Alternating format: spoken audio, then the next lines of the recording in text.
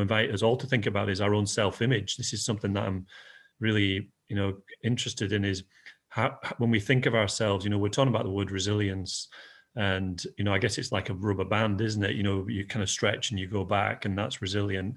Or maybe people have different definitions, but, it's sometimes good to think about the difference between being robust or being resilient and being, kind of, there's this word, this book that I've been reading called Anti-Fragile, and these are things that actually benefit from disruption.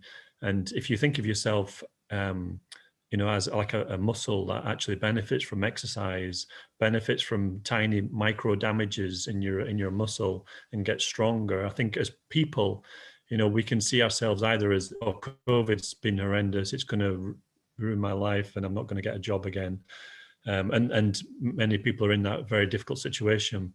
But then also thinking, well, how can I, retrain? How can I find new skills, make new connections, try different careers, and then come back, with a different approach to try and think, not see yourselves as a victim. I think that's been one thing I've tried to do, is just to say, okay, we will get through this. We will hopefully, God willing, come out stronger through it. Some people, but recognizing not everyone will. Many people are in a what you might call fragile, either mentally or their kind of work, personal condition, and they are, as Sheila was pointing, they will be the damage that's left after COVID. When the tide goes out, there will be a lot of broken lives, broken homes that we're going to have to respond with and heal as a society.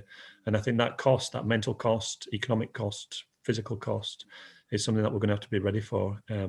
So yeah, it's definitely a challenge for us, not only as individuals to be resilient, but as a country to be resilient. And I think part of that, coming on to your questions about climate change, is we need to be able to invest in areas that we think can grow new jobs and, high value jobs in Scotland. And there's a lot of talk about those areas right now, but I think, those opportunities are out there. And, hopefully over the next couple of years, we'll start to see some of those bear fruit, and people will be attracted to some of the exciting things that are happening in Scotland.